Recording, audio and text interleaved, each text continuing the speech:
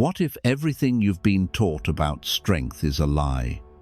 What if the very traits you proudly display, the transparency, the openness, the need to be seen, are not marks of courage, but chains that hold you in weakness? From every direction, you're told to reveal yourself, to speak your mind, to pour your doubts and emotions out like an offering. They call it authenticity. They call it vulnerability. They call it bravery. But they do not tell you the cost. They do not tell you that in the real world, power does not explain itself. Power does not confess. Power conceals. The man who exposes his soul invites the blade. The man who keeps his silence commands both fear and respect. Strength does not flourish in exposure. It is carved in darkness, sharpened in solitude. While the masses shout their truths to anyone who will listen, the man of power watches in silence. He is not moved by applause. He is not addicted to validation. He is addicted to control. Consider how society worships the performance of weakness. A man tweets his heartbreak and receives hearts and shares. Another confesses his failure and is drowned in praise. But applause is not armor, it is a leash. The man who lives for it is a beggar wearing the costume of a king. His worth is determined not by himself, but by the shifting winds of public opinion. And when those winds turn, as they always do, he will find himself stripped bare, owned by the very crowd he once tried to entertain. This is the inversion you must grasp. The things you are told will make you powerful: openness, vulnerability, honesty are the very tactics that will leave you defenseless. History does not lie. The rulers who opened their hearts too easily were betrayed. The leaders who placed blind faith in others were undone by their trust. Machiavelli, ruthless in wisdom, said it plainly.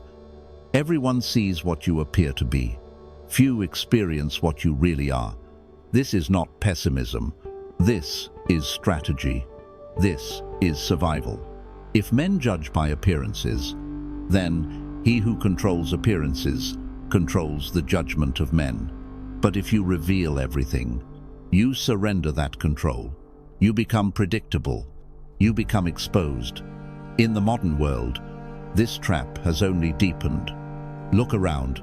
The man who shares every thought online, the one who broadcasts his pain to gain sympathy, the one who confesses weakness in the hope of connection, these are not strong men. They are men who will break when the tide of public favor recedes. They confuse attention with loyalty, but attention is air. It cannot hold weight. It cannot shield you. It will not save you when your image cracks. Silence, on the other hand, is stone. It does not fade. It does not turn. It does not betray. Do you know why lions terrify even when they are silent?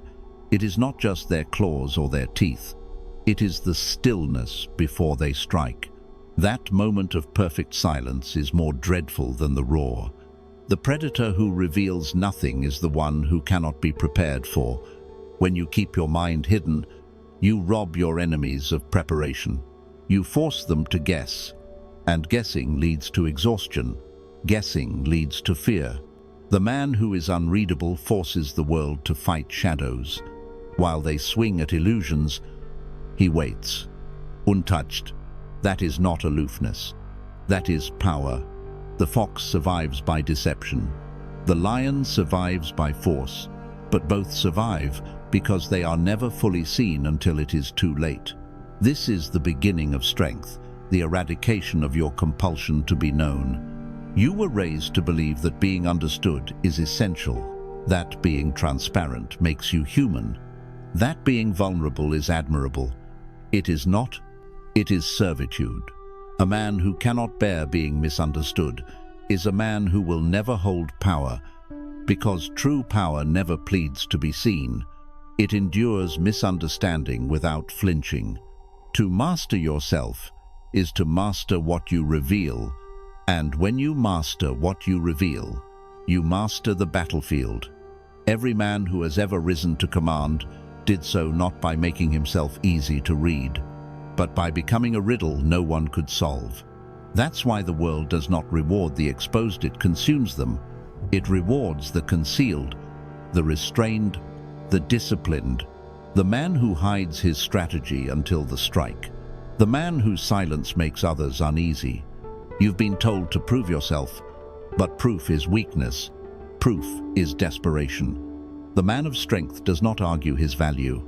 He becomes undeniable through results. He creates outcomes that silence his doubters without a single word. If you want to erase your weakness, begin there. Kill the need to explain. Kill the need to confess. Kill the need to be understood.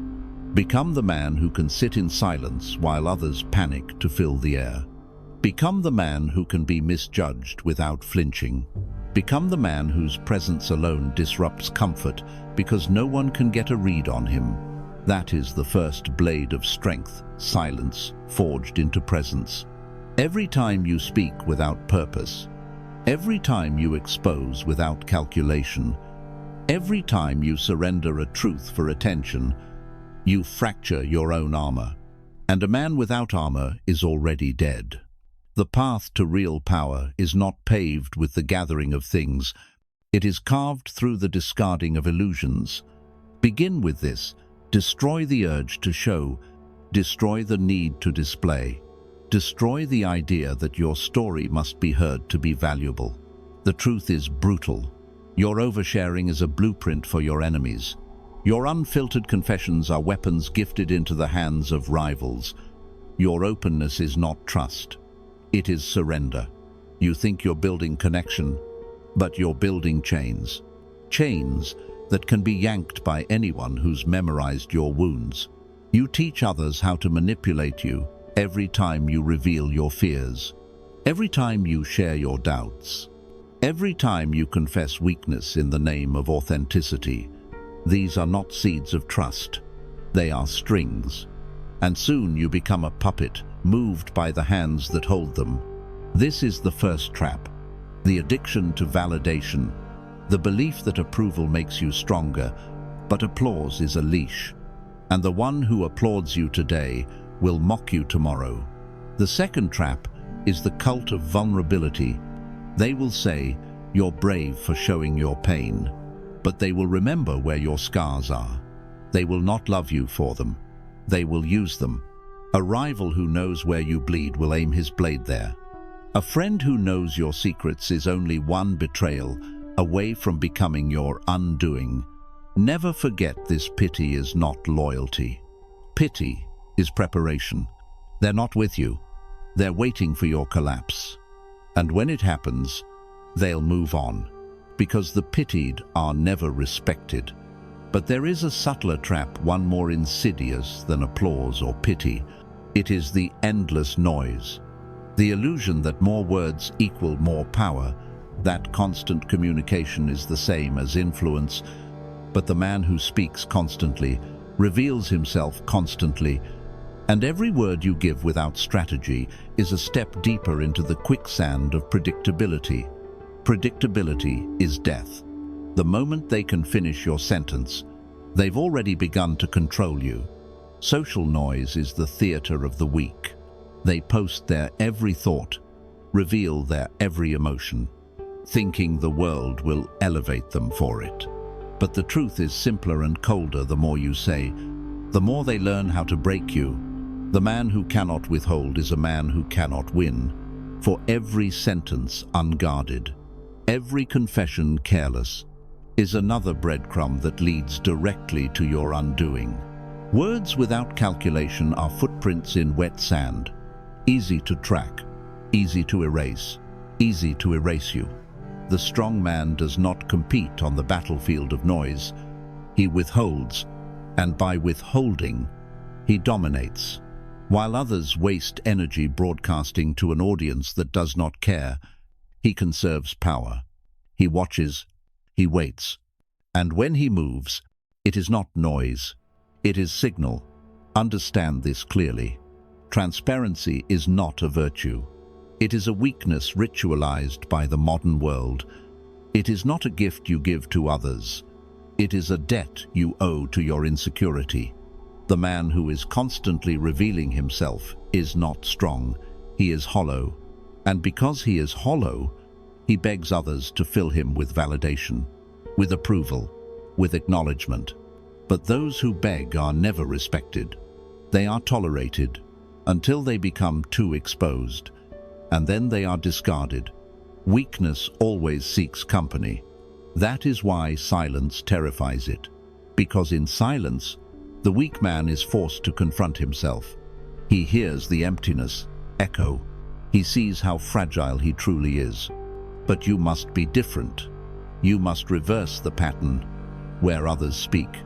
You must withhold where others confess. You must conceal where others broadcast. You must vanish. This is why Machiavelli warned that a prince must learn not to be good. Not because goodness is useless, but because what men call good is often just exposure in disguise. A man who wears his heart on his sleeve does not invite admiration, he invites vultures. And they will not wait for him to fall. They will drag him down themselves, piece by piece, until nothing remains but a story no one remembers. The weak man walks into the arena believing honesty will shield him. He speaks of pain, hoping the crowd will protect him. But the arena does not protect, it devours. And in that final moment, as he collapses in front of the crowd, he once fed with his truth. He learns what all weak men eventually learn. Exposure does not earn protection, it earns entertainment. Meanwhile, the man who says nothing, who reveals nothing, who holds himself back, he becomes the one who is remembered, the one who strikes when no one expects, the one whose name echoes not because he was loud, but because he was never figured out. This is how power works. You are not feared because of what you show. You are feared because of what no one can see.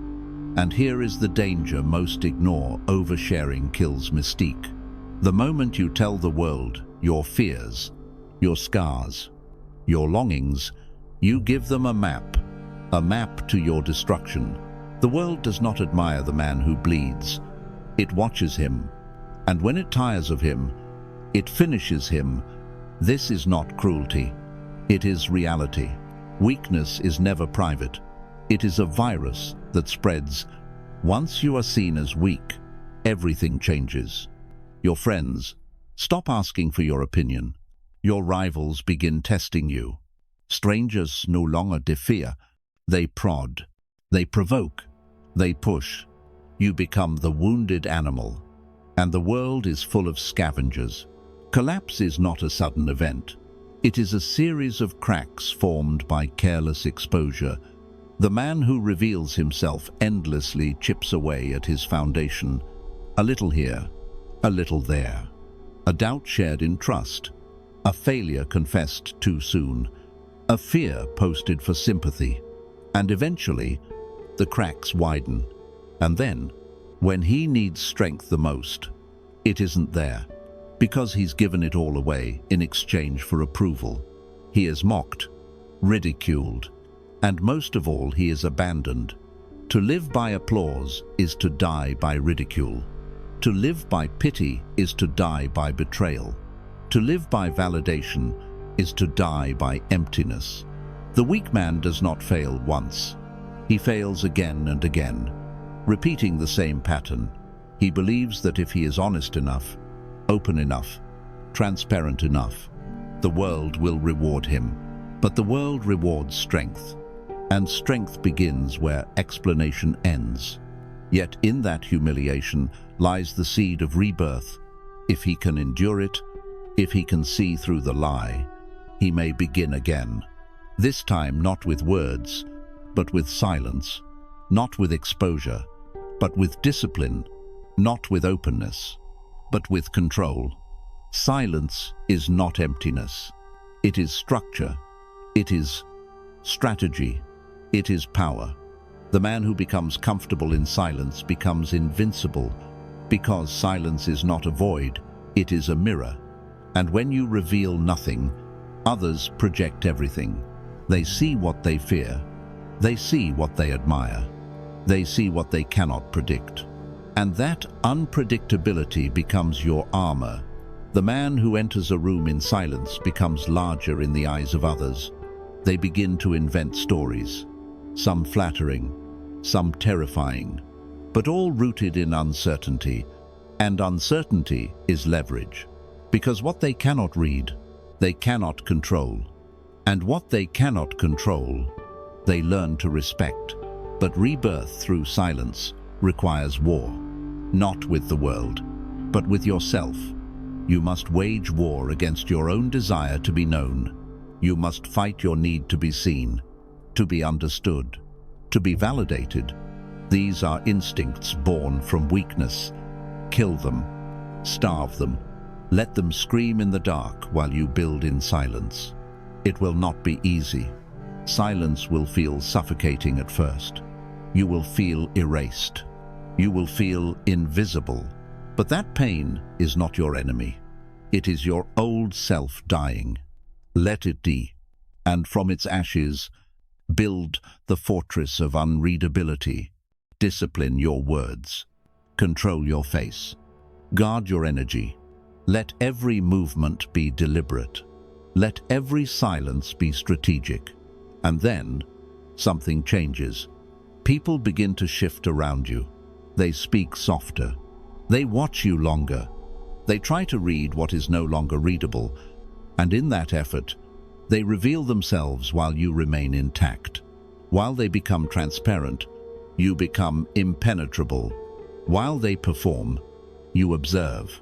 While they collapse from overexposure, you rise through calculated restraint. This is not theory. This is power, and it is power forged in silence. From this silence, your new posture is born, one not forged in performance, but in poise. You speak less, but say more. You reveal nothing, yet everything around you reacts, because now your words are rare. Your expression is unreadable, and your presence, your silence is louder than noise has ever been.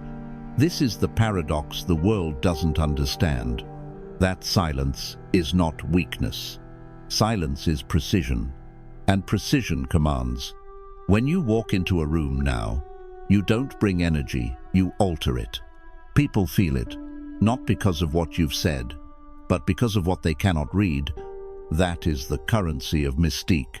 And mystique is the most valuable form of power left in a world addicted to transparency. You are no longer seen clearly. You are sensed. You are guessed at. You are discussed in whispers. And those whispers are far more powerful than praise. Because whispers multiply. They become myths. They become projections. And those projections become fear not. The fear of harm, but the fear of uncertainty, a fear that causes men to hesitate, to defer, to submit, not to your strength, but to your silence. That is what true influence looks like. Not reaction, but anticipation. Not noise, but stillness.